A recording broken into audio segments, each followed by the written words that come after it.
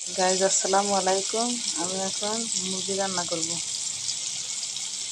আমি প্রথম পেঁয়াজ দিয়ে দিলাম,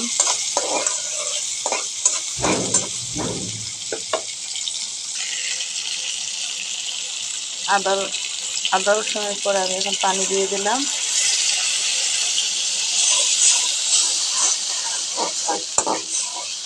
আদা রসুন কষিয়ে এখন মরিচ, হলুদ, ধনিয়ার গুঁড়া, জিরা সব কিছু দিয়ে দিলাম।